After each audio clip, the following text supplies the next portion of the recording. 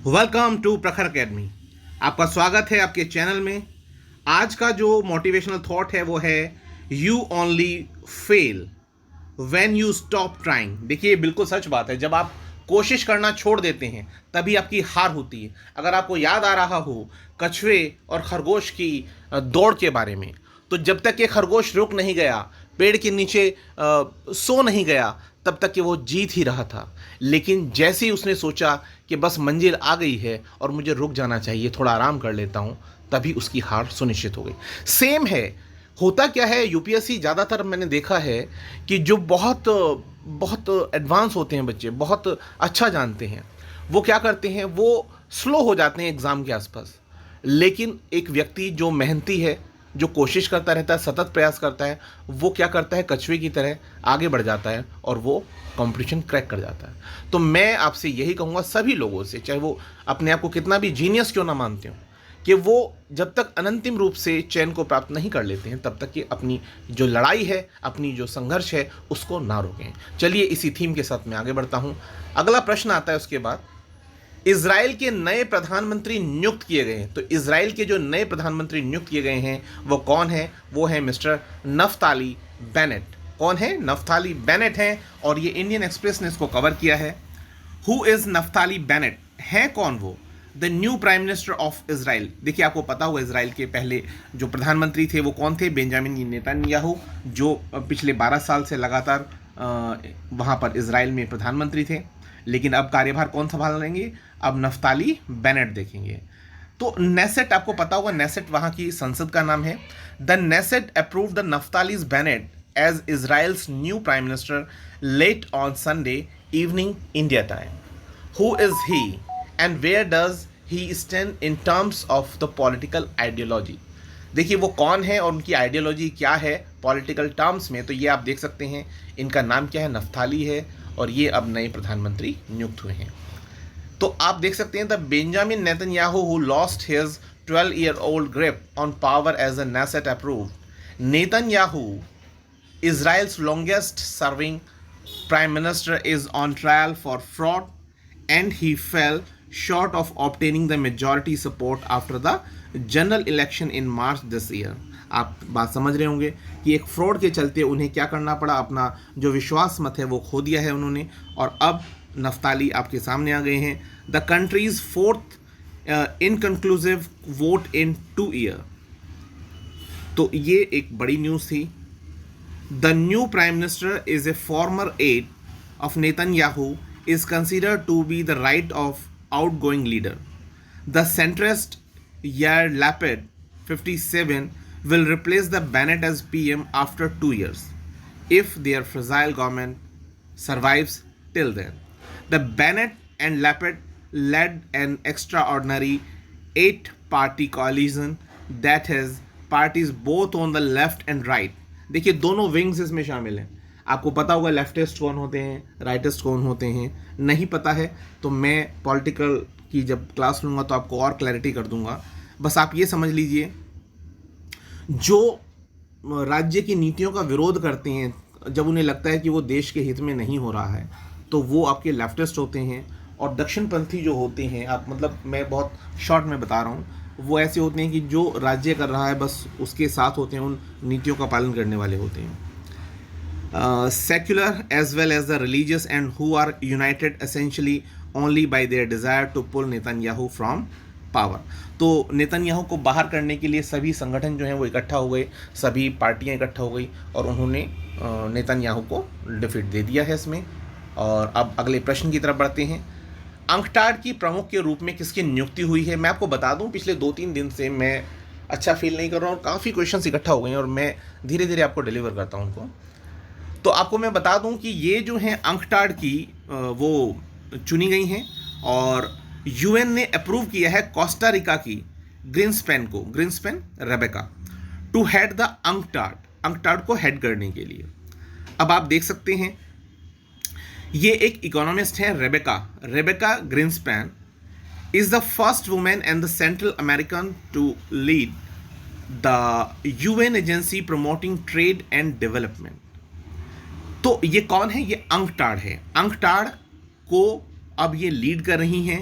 The UN General Assembly on June 12 approved the nomination of the Costa Rican economist the Rebecca Greenspan to head the UN agency promoting trade and development, the first woman and the Central American to lead the Geneva based organisation. देखिए सारी बातें इन्होंने बता दी आपको। ये जो संगठन है ये जेनेवा बेस्ड है, पहली वुमेन है जो चुनी गई हैं, और ये कहाँ से आती हैं? ये सेंट्रल अमेरिका से आती हैं। नाम क्या है देश का? कोस्टा रिका, ठीक है। और इस संस्था का नाम क्या है जिसके लिए वो हेड करेंगे? अंकटाड है, जो ट्रेड के बारे में कार्य करता है, यूएनओ का ही एक संस्था है। She was nominated by the secretary general Antonio Guterres, और गुटेरस ने ही उनका नामांकन किया, जैसे किसी को रेकमेंड करते हैं, as secretary general of the United Nations the conference on trade and development. ये फुल फॉर्म है अंकटाड का। अंकटाड एक एब्रीवेटेड फॉर्म है United Nations conference on the trade and development का। It supports developing countries in their efforts to benefit from the globalized economy and to deal with the potential drawbacks from the economic integration. ठीक है? Since 2014, the Miss Greenspan has been Secretary General of the Ibero-American General Secretariat, which supports the preparations for the Ibero-American summits from 2010 to 14. She was the Deputy Administrator of the United Nations Development Program. UNDP में वो क्या थी? वो Deputy Administrator थी, sorry. तो इसी के साथ ये सूचना हुई। अब आपके लिए मैंने इतना कुछ इसमें लिखा हुआ है, आपको सारा क्लैरिटी हो जाएगा। Rebecca Greenspan appointed as the UNCTAD Secretary General, the Costa Rican economist and the former Vice President of the Central American nation, becomes the first woman to be appointed the Secretary General of the UN's Trade and Development Body. She was nominated as the Secretary General of the UNCTAD by the Secretary General Antonio Guterres, United Nations Conference on the Trade and Development। मैं बता चुका हूँ। और ये बना कब है? ये संस्था बनी है 1964 में। इसका जो हेडक्वार्टर है वो जेनेवा में है, स्विट्जरलैंड में। और ये किस सेक्टर में डील करता है? ट्रेड और डेवलपमेंट में करता है, ठीक है। अब अगले प्रश्न पर आते हैं। हाल ही में जो इलाहाबाद हाई कोर्ट है उसके मुख्य न्यायाधीश नियुक्त किए गए हैं, तो ये किए गए हैं आपके न्यायमूर्ति संजय यादव। तो न्यायमूर्ति संजय यादव आप देख सकते हैं, justice Sanjay Yadav appointed the chief justice of the Allahabad high court. ये है आपका इलाहाबाद हाई कोर्ट, और ये इनके बारे में थोड़ी सी सूचना। Justice Yadav however would demat the office on June 25। The law ministry on Thursday notified the appointment of the Justice Sanjay Yadav as the Chief Justice of the Allahabad High Court. Justice Yadav has been functioning as the acting Chief Justice of the Allahabad High Court since April 14 this year। ये मैंने news आपको तभी बताई थी जब वो इस तरह से उन्होंने कार्यवाहक के रूप में काम करना शुरू किया था।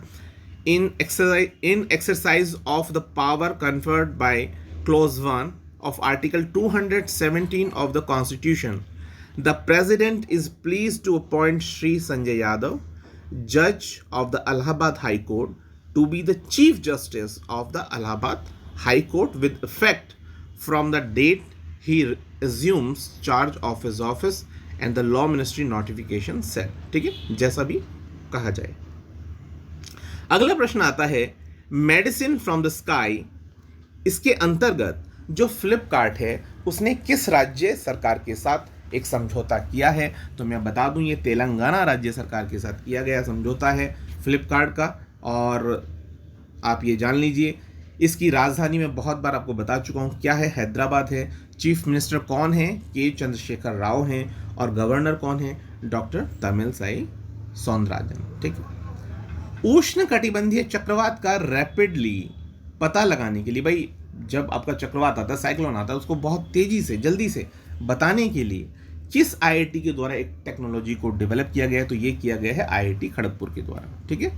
अगला प्रश्न आता है, जो माई लैब है उसने अपना ब्रांड एम्बेसडर किसे बनाया? तो ये बनाया है जो सेलिब्रिटी हैं अक्षय कुमार, फिल्म स्टार। और जो माई लैब है वो एक बायोटेक कंपनी है, और ये कंपनी ने, अभी आपको याद होगा कॉफ़ी शेल्फ के बारे में, जो आप घर बैठे अपना परीक्षण कर सकते हैं, उसी के द्वारा ये बनाया गया है। माई लैब के द्वारा ब्रांड एम्बेसडर बनाया गया है किसको? अक्षय कुमार को। क्यों बनाया गया है? जिससे कि वो उसके बारे में, जो उनका क्या कहते हैं उसको, कॉफ़ी शेल्फ है, उसके बारे में या माई लैब के बारे में प्रमोशन कर सकें। ठीक है। और बस इतना ही काफ़ी है इसके लिए। अगला प्रश्न आता है जो आपके उखान खुरेलसुख हैं, वो किस देश के राष्ट्रपति चुने गए? तो देखिए मैं आपको बता दूं, वो मंगोलिया के पहले से ही प्रधानमंत्री थे, अगर आपको याद हो। और मंगोलिया के प्रधानमंत्री ने अभी राष्ट्रपति का चुनाव जीता है। ठीक है, ये है ये न्यूज़ इनके बारे में। और मैं बता दूं, मंगोलिया जो है उसकी राजधानी क्या है? उसकी राजधानी है उलान बटोर। ठीक है, अगला प्रश्न आता है उसके बाद, किस राज्य सरकार ने राजकीय संग्रहालय स्थापित करने की घोषणा की? तो ऐसा करने वाला जो प्रदेश है वो है आंध्र प्रदेश। अब उसकी राजधानियाँ कितनी हैं? 3 राजधानियाँ हैं। लेजिस्लेटिव जो कैपिटल है वो है अमरावती, जुडिशियल कैपिटल है कुर्नूल, और आपकी एग्जीक्यूटिव कैपिटल कौन सी है? विशाखापट्टनम है। चीफ मिनिस्टर कौन है? जगन मोहन रेड्डी हैं। गवर्नर हैं बिश्वभूषण हरिचंद्रन। नेक्स्ट क्वेश्चन आता है कि किस राज्य सरकार ने असंगठित क्षेत्र, देखिए असंगठित क्षेत्र समझ लीजिए, जैसे आपने देखा होगा बहुत सारी लेबर होती है लेकिन वो किसी कंपनी के अंडर नहीं आ रहे, मतलब वो जैसे ठेकेदारी प्रथा के तहत या किसी छोटे ग्रुप के द्वारा कोई काम किया जा रहा है, तो उसे आप क्या कहते हैं? असंगठित क्षेत्र, मतलब जिसका एक कोई स्ट्रक्चर नहीं होता और उसके अंडर लोग काम कर रहे होते हैं, तो ऐसे क्षेत्र को क्या कहते हैं? असंगठित क्षेत्र। तो इस क्षेत्र में काम करने वाले जो भी श्रमिक हैं तो उनके लिए एक पोर्टल लॉन्च कर रहा है। कौन सा सरकार कर रहा है? गुजरात राज्य सरकार। ठीक है, गुजरात के जो मुख्यमंत्री कौन है? श्री विजय रूपानी जी हैं। ठीक है, अगला प्रश्न आता है उसके बाद, भारत की जैविक कृषि उत्पादों का निर्यात कितने प्रतिशत बढ़ गया है? तो ये कितना प्रतिशत बढ़ा है? ये बढ़ा है 51%। थोड़ी सी डिटेल देख लीजिए। भारत के ऑर्गेनिक जो प्रोडक्ट्स हैं, देखिए आप ऑर्गेनिक प्रोडक्ट समझते हैं ना, मतलब जैविक जो पौधे होते हैं जो जो नेचुरली डेवलप होते हैं। ठीक है, तो इन प्रोडक्ट्स का जो एक्सपोर्ट है वो 2020 में कितना था? $689 मिलियन का था, जो अभी बढ़कर के $1040 मिलियन का हो गया है। और ये निर्यात किए जाने वाले जो उत्पाद हैं उसमें क्या क्या शामिल है? उसमें शामिल है जैसे आपका खली होती है, खली तो आप जानते हो, जैसे सरसों है तो सरसों से तेल निकलेगा और साथ में जो बच जाएगा रेसिडुअल पार्ट वो खल होती है या खली बोलते हैं, जिसको हम भैंसों के सामने, मवेशियों के सामने डालते हैं। ठीक है, और भोजन हो गया, तिलहन हो गया, अनाज हो गया, बाजरा हो गया, मसाले हो गए, तो इन सबको आप याद रख लीजिए। अगला प्रश्न, ये भी प्रश्न छूटा हुआ है कई दिन से, सूरज सिंह माथुर जिनका हाल ही में निधन हुआ है वे कौन थे? तो वो कौन थे? He was an Olympian. तो शुरुआती तौर पे जब देश आज़ाद ही हुआ था तो तब उस टाइम के ये हैं ओलंपियन, जो अभी हाल ही में क्या हुआ है? निधन हो गया उनका। अगला आता है, अंतर्राष्ट्रीय तैराकी महासंघ के नए अध्यक्ष चुने गए हैं। तो ये चुने गए हैं आपके हुसैन अली मुसल्लम चुने गए हैं, और ये कहाँ से हैं? ये हैं आपके कुवैत से हैं। ठीक है, कुवैत से हैं। अगला प्रश्न आता है, जो यूके एशियन फिल्म फेस्टिवल 2021 हुआ है उसमें जो 23rd एडिशन रहा है, इसमें किस भारतीय अभिनेत्री ने सर्वश्रेष्ठ अभिनेत्री के रूप में पुरस्कार प्राप्त किया? तो ये हैं तिलोत्तमा सोम। तिलोत्तमा सोम जो हैं, इन्हें फिल्म राहगीर के लिए अभिनय के लिए ये पुरस्कार दिया गया था। ठीक है, और ये फिल्म क्या है? ये फिल्म आपकी झारखंड की पृष्ठभूमि पर बनी हुई एक फिल्म है। इसी के लिए बेस्ट डायरेक्टर जो है वो आपके शायद गौतम घोष को मिला है। ठीक है, किस राज्य के द्वारा इंडियन ग्रैंड प्रिक्स 4 की मेजबानी की जा रही है? यानी इंडियन ग्रैंड प्रिक्स 4 की जो होस्टिंग है वो किसके द्वारा की जा रही है? वो की जा रही है राष्ट्रीय खेल संस्थान, जो कहाँ पर स्थित है? पटियाला में। ठीक है, अगला प्रश्न आता है इसके बाद, भारत ने किस देश के साथ भारतीय श्रमिकों की भर्ती के लिए सहयोग करने के लिए एक समझौता ज्ञापन पर हस्ताक्षर किए हैं हाल ही में? तो मैं आपको बता दूं, देखिए भारत के काफ़ी पॉपुलेशन जो है वो कुवैत में है, और वो कुवैत के अंदर आप मतलब उनको जो रोज़गार चाहिए, जो वो काम करते हैं, तो उनकी परिस्थिति में बहुत सारी समस्याएं आती हैं। देखिए आदमी जब कहीं पर रह कर के काम कर रहा है तो बहुत सारी प्रॉब्लम्स उसके सामने आती हैं, तो उन प्रॉब्लम्स को जिससे सॉर्ट आउट किया जा सके, उन पर निगरानी रखी जा सके, तो कुवैत गवर्नमेंट के साथ भारत ने अभी एक MOU साइन किया है। तो उसी के बारे में है कि India and Kuwait have signed MOU। किस किस ने किया है? एम्बेसडर जो CB जॉर्ज हैं और जो डेप्यूटी मिनिस्टर हैं फॉर फॉरेन अफेयर्स कुवैत के, जिनका नाम है माजदी अहमद अल दफीरी, उन्होंने आपस में मिलकर के क्या किया? MOU को साइन किया। CB जॉर्ज मतलब हमारे जो वहाँ पर एम्बेसडर हैं भारत के। और इसमें क्या होगा, 24 आवर्स का आपको असिस्टेंस मिलेगा। मतलब जो लेबर है उन्हें ये असिस्टेंस मिलने वाला है, किसके लिए, जो डोमेस्टिक वर्क के लिए वहाँ लोग जाते हैं।